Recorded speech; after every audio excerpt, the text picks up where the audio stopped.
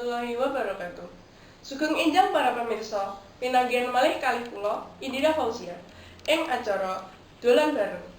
Dolan Blora Jos Dhewe. Kula badhe ngawitaraken babagan plesiran ing Blora. Matur nuwun Indira ingkang sampun maringi wekdal kalih kula. Ya, saha sedherek pamirsa Ambyar TV. Ing enjang menika pinanggihan kalih kula bilang inggih ing acara Dolan Bareng Dolan Blora Jos Dhewe. Kula sampun wonten beberapa Blora ingkang biaraken pameran sampun kalih sawijining panggung. Nuwun sewu, Mas. Kula badhe nyuwun asmanipun sinten? Kula Britian, Mas. Dalemipun pundi, Mas?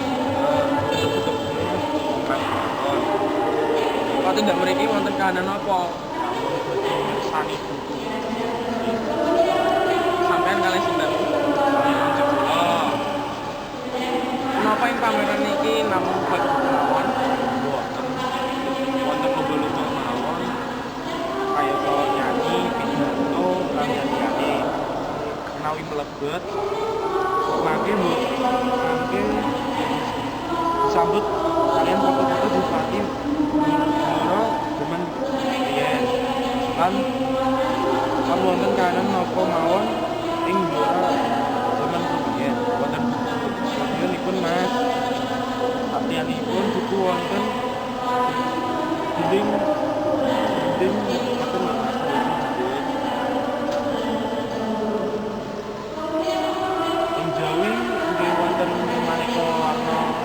panganan ingkang lagi hits takoyaki, yaki, es kepal, paling kasih Mas. Miturutipun panjenengan kritik utawa saran kagem acara puniki napa Mas?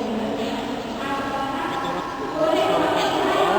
acaranya sampun saya dinas mengenai pameran buku sangat bojo nanging kula mirsani saking tahun pameran kaya menika saya surut paminate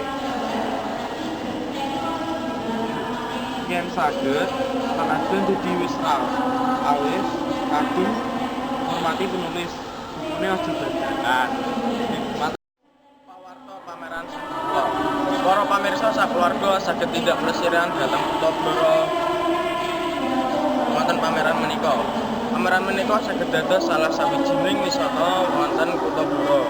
Napa malih dalu malem Senin ingkang badhe tindak kalih kanca sedulur utawa gandengane piyambak.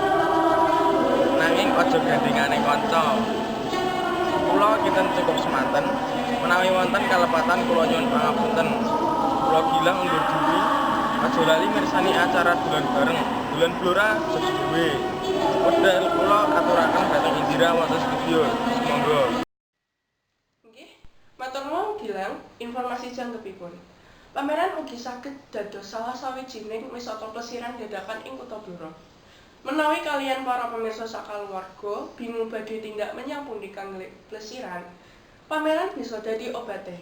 Pameran iki digiyarake jam 09.00 isuk nganti jam 09.00 bengi saking tanggal 29 Oktober nganti 4 November 2019 ing Gedung Olahraga Mustika Blora. Kula kinten cekap semanten menawi wonten kelepatan kula nyuwun pangapunten.